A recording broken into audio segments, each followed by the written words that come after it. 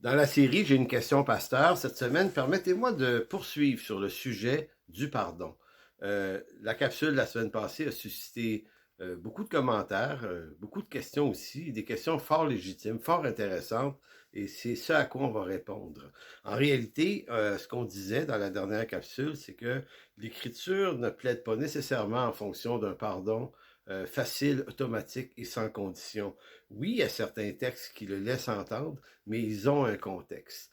Et donc, il faut ajouter les autres textes qui amènent beaucoup plus de nuances. Et quand on regarde l'ensemble de tous les textes, on voit bien que derrière le pardon, il y a souvent cette condition qui est l'aveu de la faute, ou appelons ça la repentance. De toute façon, ce qu'on disait, si Dieu nous demande de pardonner, de la même façon que lui le fait, eh bien, lui, il le fait à travers la repentance de ceux qui s'approchent de lui.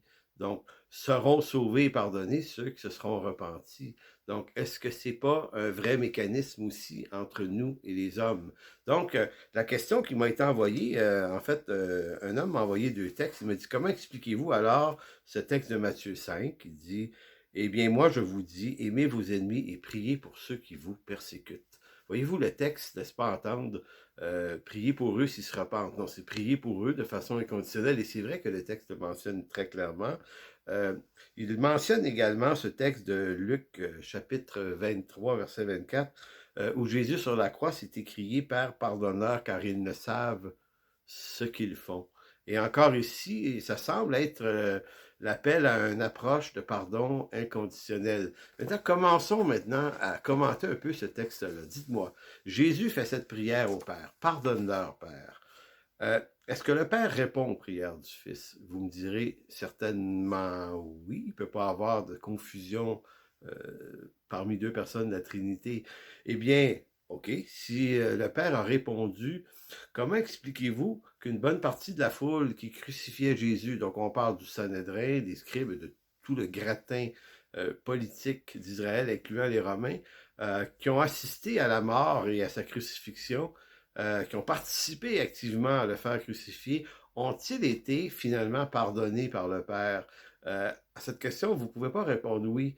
Euh, Parce qu'effectivement, ils n'ont pas tous été sauvés, certains d'entre eux peut-être, mais voyez-vous, est-ce que ça signifie que le Père n'aurait pas répondu au Fils?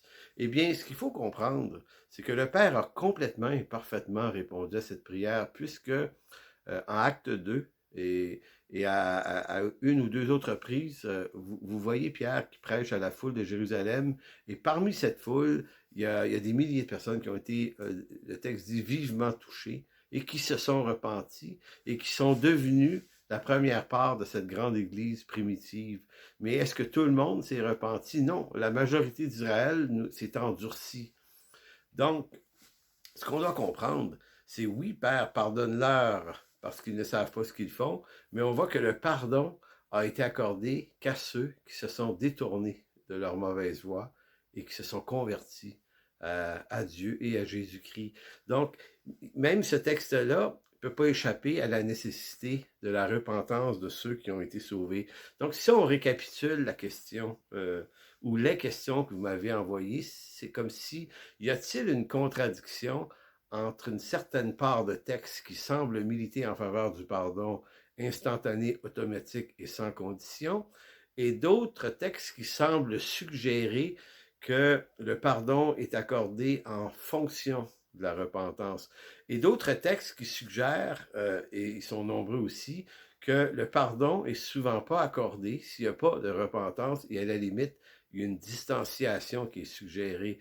Donc, on va essayer de répondre à cette question-là de la manière la plus claire possible. Il faut donc, pour y répondre, distinguer deux grands éléments importants dans le Nouveau Testament qui concernent le pardon des péchés et tout ce qui s'appelle le domaine des passions et des tensions et des divisions, persécutions également. La première série de textes qu'on va lire nous parle de la réaction de Jésus et des apôtres devant la persécution, oui, les offenses qui leur sont faites, mais venant de la part d'incroyants. Donc, quand c'est des incroyants qui posent le geste de l'offense, il y a un certain type de réaction qui est demandé par Jésus-Christ et par les apôtres. Ça, c'est le premier point. Le deuxième point, qui forme la famille des autres textes bibliques, qui militent en faveur d'une mise en place d'une certaine discipline, du traitement de la faute, de l'exhortation vers la correction, la repentance, voire même la discipline et l'exclusion. Ces textes-là sont importants. Eux s'adressent, ces textes-là, aux membres, aux gens, aux rachetés de l'Église. Donc, on va voir que la façon dont l'Écriture nous parle lorsqu'il s'agit d'incroyants sur la question du pardon, elle ne nous dit pas les mêmes choses concernant les croyants. Et si on distingue les textes, eh bien, les contradictions disparaissent automatiquement.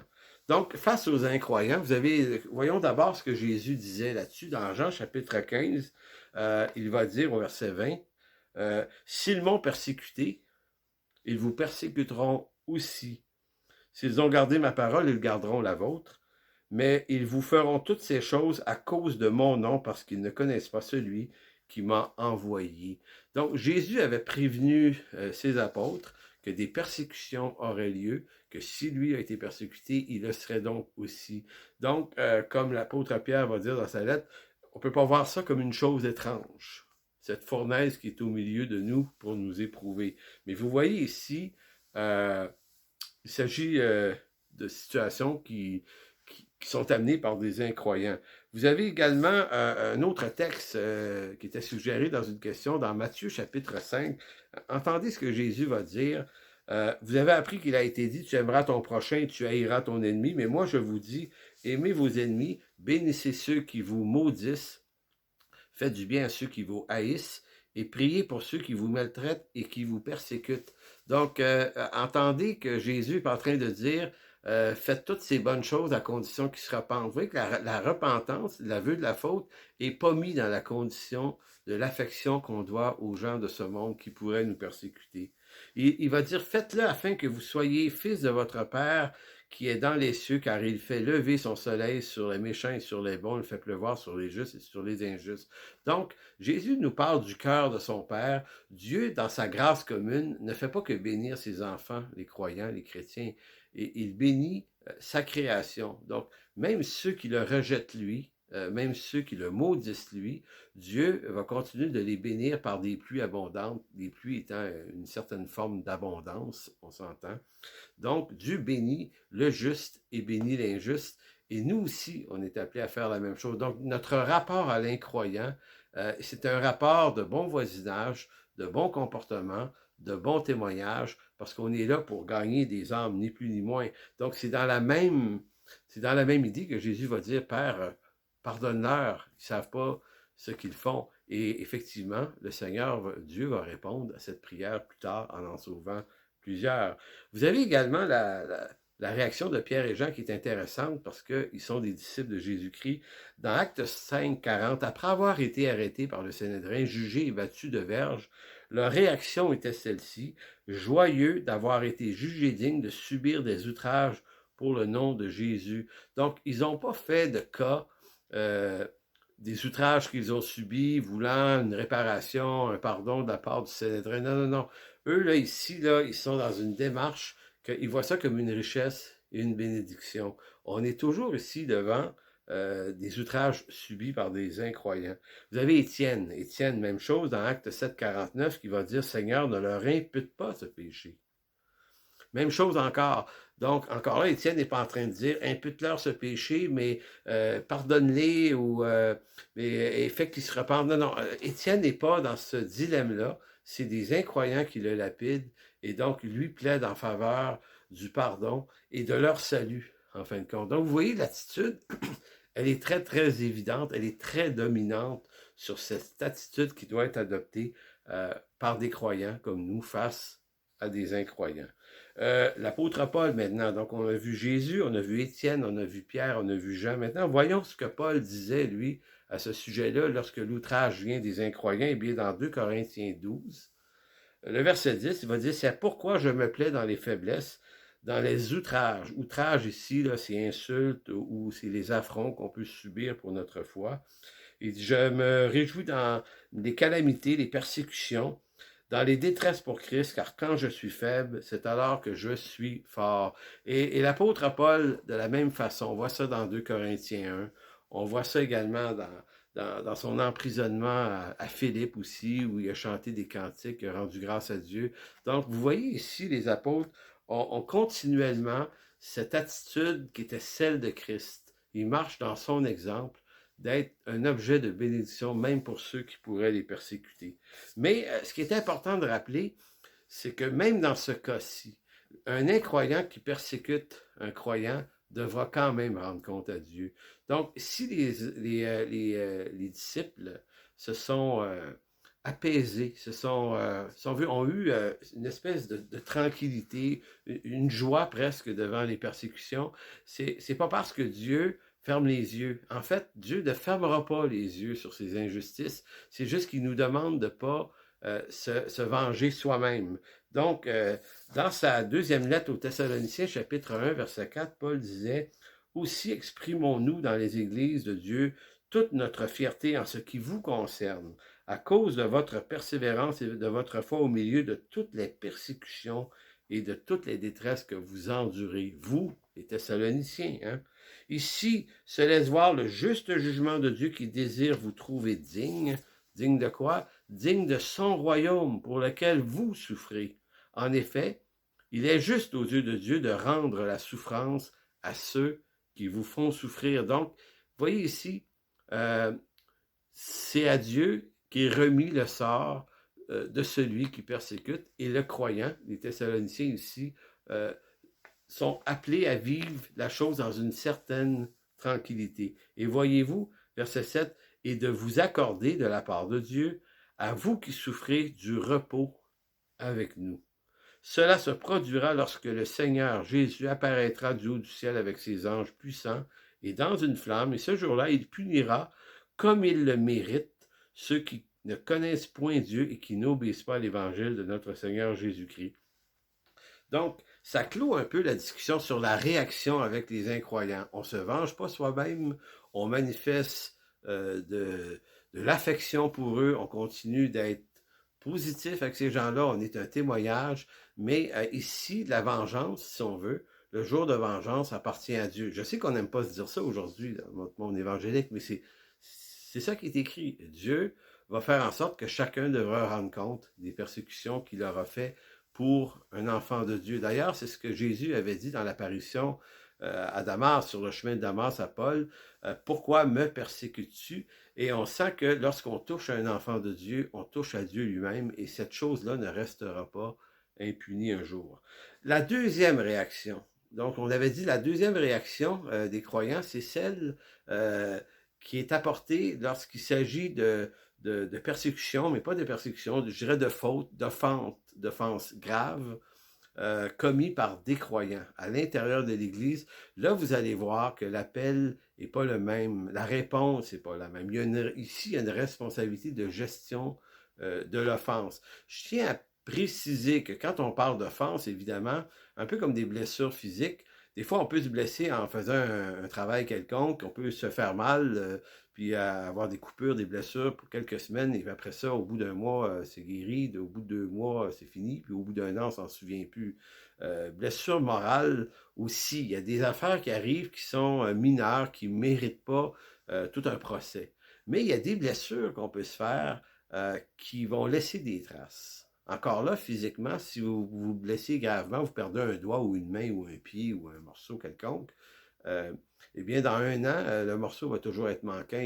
Donc, il y aura toujours à travers le temps un rappel de la blessure. Donc, il y a des blessures qui sont porteuses d'un héritage à long terme. Donc, on pourrait faire cette comparaison-là. Il y a des gens qui ont été blessés, beaucoup, dans les églises ou dans les alentours des églises, de blessures beaucoup plus graves, et on leur a fait pression pour pardonner en se servant des textes qui s'adressaient à des persécutions venant d'incroyants. Alors qu'il faut utiliser ici davantage pour croyants et croyants des textes qui parlent de la gestion de l'offense entre croyants. Donc, à ceci, encore une fois, commençons par le Seigneur Jésus lui-même, puisque c'est lui qui, dans Matthieu 18, va d'abord commencer en expliquant qu'on ne doit pas, on ne doit pas d'aucune façon laisser passer une faute importante. Donc, dans Matthieu 18, 15, il dit, si ton frère a péché, tu vas aller le voir lui seul, et tu vas lui demander de corriger sa faute. S'il ne veut pas, tu vas prendre 2 témoins. Si les 2 témoins, c'est pas suffisant, tu vas le présenter à l'Église. Donc, vous voyez que Jésus, qui va parler de la réaction face aux persécutions des incroyants, est aussi maintenant celui qui va parler du même sujet, mais avec les croyants. Et on voit que lui, il a fait la différence entre la réaction avec des incroyants et la réaction avec des croyants.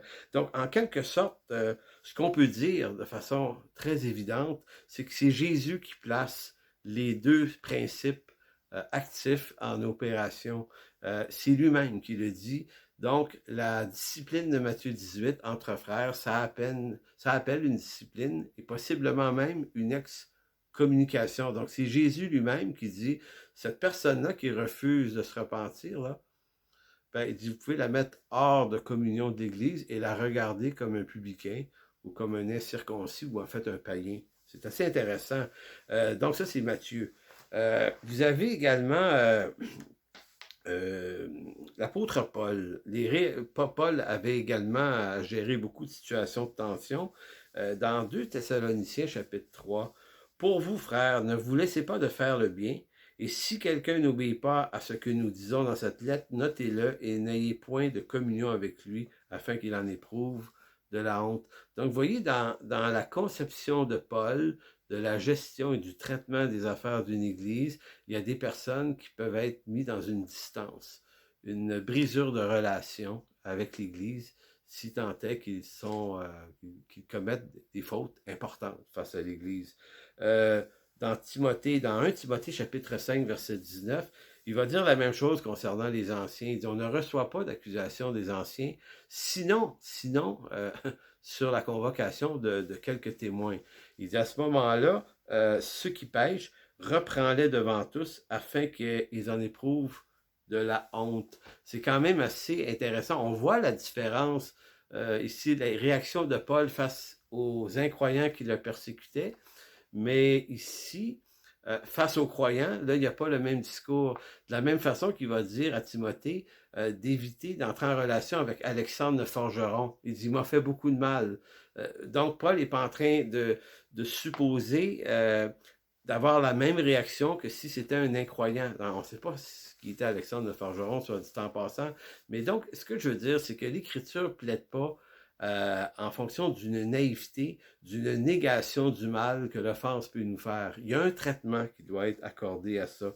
D'ailleurs, l'apôtre Paul, c'est assez particulier. Il avait un lexique assez bien épicé pour parler de ceux qui faisaient le mal. Il va parler d'ouvriers, des ouvriers chrétiens. Il va en traiter de faux ouvriers, des ouvriers d'iniquité, des faux frères, des faux circoncis. Il va même pousser plus loin. Dans Philippiens 3, il va les traiter de chiens. C'est l'apôtre Paul. C'est ce même apôtre qui, dans Colossiens 3,12, veut dire revêtez-vous d'entrailles de miséricorde, supportez-vous les uns les autres. Si quelqu'un a à se plaindre de l'autre, pardonnez-vous réciproquement.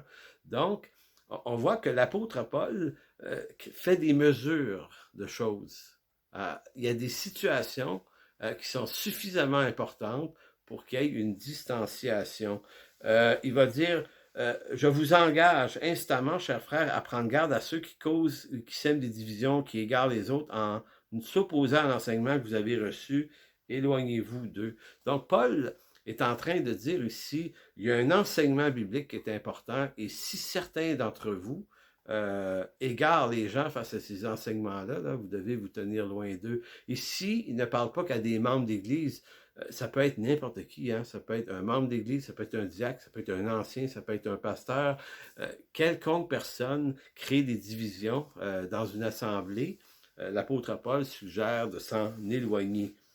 Ce qui est très important, et là, les textes qui montrent toutes les réactions qu'on devrait avoir avec les frères, la façon dont ça doit être corrigé, finalement, c'est assez simple à comprendre. Il y a donc une claire différence entre la réaction entre les textes qui suggèrent une réaction très, très douce et très patiente avec les incroyants et une réaction qui, avec des croyants, et c'est pas qu'elle sera pas douce, mais ici, le traitement de la faute est pris au sérieux et pouvant mener jusqu'à une excommunication. Donc, il n'y a pas de contradiction entre les deux familles de textes. Il y a juste un élément complémentaire qui doit être compris et bien saisi. J'aimerais vous faire remarquer que le pardon relève de l'amour et de la grâce. Hein? Le pardon, ça relève de l'amour, de la grâce, de la bonté. Mais à la fois, ça échappe pas pour autant à la conception de la justice. En d'autres mots, si Dieu vous pardonne et me pardonne mes péchés, c'est parce que sa justice a été rencontrée à la croix, ayant donné son Fils. Le Père est rencontré dans son besoin de justice. S'il vous pardonne et s'il me pardonne, c'est que le prix de mes fautes a été payé. Mais que le prix de mes fautes a été payé, c'est une chose. Mais si moi, je ne me reconnais pas comme celui qui avait besoin d'être lavé de ses fautes et que je ne reconnais pas ma condition par une repentance, eh bien, même toute l'œuvre de Dieu ne me servirait à rien. C'est à ce point que la repentance et l'aveu de la faute est une justice nécessaire pour Dieu. Autrement dit, l'amour et le pardon n'éclipsent pas la justice dans son traitement nécessaire d'une cause. Celui qui absout le coupable et celui qui condamne le juste sont tous deux en abomination. Proverbe chapitre 17, verset 15. Donc, il y a un défi qui est devant nous, comme gestionnaire d'église, pasteur, diacre, ancien, tout ça, qui est absolument importante, c'est que le grand défi pour nous, c'est de marcher dans l'intégrité. Ce qui est facile de faire, c'est par amitié, c'est de protéger des gens plus que d'autres, être dans des copinages. Dans les églises, il peut y avoir des gens qui sont l'élite de la place, donc ils vont se protéger. Et ça, là, c'est quelque chose d'inconscient. On fait tous ça parce qu'on est humain et c'est une faiblesse humaine tout à fait répandue chez tous les hommes d'avoir cette espèce de facilité à pardonner plus facilement les uns que les autres, de favoriser certains au détriment des autres. Et ça, ben, l'Écriture doit nous redonner la force de l'intégrité nécessaire pour être juste dans nos jugements, donc de ne pas faire de préférence. Le défi d'être juste dans le jugement, voilà ce que c'est. Un Dieu qui prend soin de ceux qui souffrent. Maintenant, j'aimerais conclure sur 2 ou 3 textes rapidement, afin qu'on comprenne bien que la souffrance de ceux qui ont été blessés doit être prise au sérieux et traitée de façon sérieuse par les officiers de l'Église. C'est même un élément pastoral de premier plan qui ne doit vraiment pas être négligé.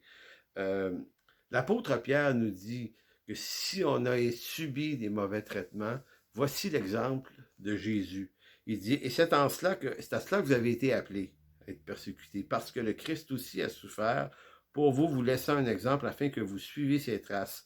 Lui qui n'a point commis de péché, et dans la bouche duquel ne s'est point trouvé de fraude, lui qui injuriait ne rendait point d'injures, maltraité ne faisait point de menaces, mais s'en remettait à celui qui juge justement. Donc, Jésus-Christ s'en remettait à son Père, et le jugement de ceux qui l'ont maltraité, qui ont porté contre lui des outrages, c'est un jugement qui est remis au Père. Donc, encore ici, j'attire votre attention pour dire que Dieu ne... L'idée du pardon automatique, là, sans condition, sans repentance, il n'est pas dans la bouche de Pierre, ce discours-là, puis il n'était pas non plus dans la bouche de Paul, non plus dans la bouche de Jésus lui-même. Paul va également nous instruire sur une attitude à avoir, parce que quand on souffre, le goût de la vengeance est très très fort, c'est une réaction humaine, vous me direz, mais l'apôtre Paul, aussi comme Pierre, nous dit comment réagir, qu'est-ce qui peut nous apaiser. C'est certainement pas de se venger soi-même et de rendre le mal pour le mal. Il va dire, ne rendez à personne, ça c'est Romains 12, verset 17, ne rendez à personne le mal pour le mal, mais recherchez ce qui est bien devant tous les hommes. S'il est possible, autant que cela dépend de vous, soyez en paix avec tous les hommes. Hein? Ne vous vengez point vous-même, bien-aimés, mais laissez agir la colère, car il est écrit à moi la vengeance, à moi la rétribution, dit le Seigneur. Cette déclaration de Paul est vraiment éclairante parce que Paul ne dit pas qu'il n'y aurait pas un objet de vengeance. Il dit juste, il y a peut-être des bonnes raisons de te venger, mais venge-toi pas toi-même. Laisse le Seigneur agir. C'est l'attitude qui doit être adoptée par nous. Donc nous, autant que c'est possible, on peut rechercher la paix. Autant que c'est possible, autant que ça dépend de nous, mais peut-être que ça ne dépend pas de nous. Peut-être qu'une distanciation est nécessaire, mais tout ça, c'est correct. Mais il faut quand même laisser à Dieu l'action de finaliser l'affaire, et c'est lui qui exercera la vengeance. Ce que l'on doit entretenir dans nos cœurs, c'est la paix, mais ce n'est pas une paix qui ignore la faute commise, mais une paix qui vient du Dieu suprême, qui console les cœurs affligés. Parce que c'est aussi ça, marcher avec Dieu. C'est à l'image de Joseph qui, vendu par ses frères, va persévérer à marcher avec Dieu partout où il va être, que ce soit dans la maison de Potiphar ou en prison. Joseph va, de toute façon, il n'a pas le choix, il va attendre. Et le jour où il va monter sur le trône en Égypte, évidemment, il y aura ses frères qui un jour vont reconnaître leur faute. Donc, vous voyez l'exemple ici de la distance du temps. Le temps n'avait pas effacé la blessure dans le cœur de Joseph, mais Dieu s'était occupé de Joseph, et c'est ça qui est rassurant. Et Dieu s'occupe de nous, s'occupe de vous. Si vous avez le cœur brisé, regardez bien ce texte du psaume 34, versets 16 à 19, c'est pour vous. Les yeux de l'Éternel se tournent vers les justes, son oreille est tendue pour écouter leurs cris. Mais l'Éternel s'oppose à ceux qui font le mal pour ôter de la terre jusqu'à leur souvenir. Lorsque les hommes justes lancent leurs cris vers lui, l'Éternel les entend. Aussi, il les arrache de toute leur détresse, car l'Éternel est proche de ceux qui ont le cœur brisé. Il sauve ceux qui ont l'esprit abattu. Donc voilà l'attitude qui est importante et qu'on doit garder toujours à l'esprit lorsque des situations, que ce soit des persécutions venant des gens de ce monde ou à la limite des situations avec des frères qui sont mal gérés, on a toujours un recours plus relevé qui est celui de s'adresser à Dieu lui-même qui, lui, entend les cris. En conclusion de quoi, je relis un certain nombre de concepts qui vont très, très bien conclure tout ce qu'on s'est dit dans les deux capsules. D'abord, c'est que le concept du pardon sans condition, généralement admis chez les chrétiens d'aujourd'hui, n'est pas aussi biblique qu'on veut bien le croire si on tient compte de l'étude sérieuse de l'ensemble des textes bibliques qui traitent de ce sujet. Deuxième point, le concept du pardon sans condition fonctionne bien apparemment en théorie, mais en pratique, nombreux sont ceux qui reconnaissent ne pas avoir réussi à pardonner. Expérience pastorale, si vous avez fait de la cure d'âme, vous le savez que c'est vrai ça. On a forcé des gens à pardonner bien souvent, on leur a dit, il faut que tu pardonnes, il faut que tu te délivres toi-même, il faut que tu te fasses du bien, c'est à toi que tu fais du mal. Donc, il y a toute une rengaine de phrases qu'on dit de façon répétée à ces gens-là. Donc, on les amène à adhérer à un pardon, mais sans un traitement juste de la chose. Et souvent, il va se passer 5 ans, 10 ans, 20 ans même, j'ai vu, dès qu'on gratte le vernis du faux pardon, la colère, le ressentiment, l'amertume sont encore présentes. Ce qui voulait dire que c'était une blessure qui avait été maltraitée. Une blessure maltraitée va ressurgir un jour ou l'autre. Donc, s'il y a des blessures, il faut juste apprendre à les gérer solidement et convenablement. La repentance de l'offenseur aussi est le meilleur moyen pour l'offensé de retrouver la liberté et la grâce de pardonner à son offenseur. Donc, on devrait mettre plus de stress sur les offenseurs que de pression sur les offensés. C'est ce que ça veut dire, en d'autres mots. Pardonner ne signifie pas, OK, que la relation sera automatiquement restaurée. Il faut accorder à l'offensé le temps nécessaire. Ça, c'est-à-dire que si vous êtes un offenseur que vous demandez pardon, maintenant, la balle est dans le camp de l'offensé, vous devez lui donner le temps de regagner la confiance, votre confiance, ça doit se regagner, et éventuellement, sans doute, il est souhaitable une vraie réconciliation.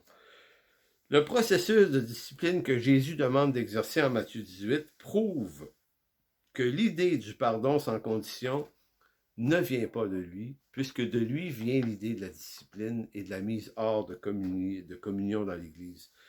Dernier point, forcer une personne blessée à pardonner sans condition est une affaire aussi inconsistante que de demander à une personne blessée physiquement de cesser d'avoir mal et de guérir maintenant.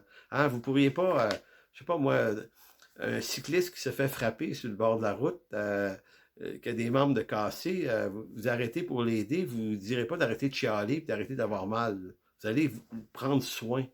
C'est ce que vous allez faire. Donc, les gens qui sont blessés moralement ou psychologiquement ou qui ont été blessés spirituellement, ben c'est le même traitement. On est là pour prendre soin des gens et en prendre soin aussi longtemps que leur réhabilitation le veut. Donc, c'est cette attitude qui devrait être celle qui est générée dans nos églises entre nous, frères et sœurs dans la foi. Donc, j'espère que ces quelques idées ajoutées vont permettre de saisir un peu plus ces certaines nuances. Donc, si vous avez des questions là-dessus ou d'autres questions, on verra s'il y a nécessité de poursuivre et de refaire une autre capsule. Sinon, on passera à un autre sujet. Donc, je vous remercie beaucoup d'avoir pris le temps d'entendre cette capsule. Au revoir.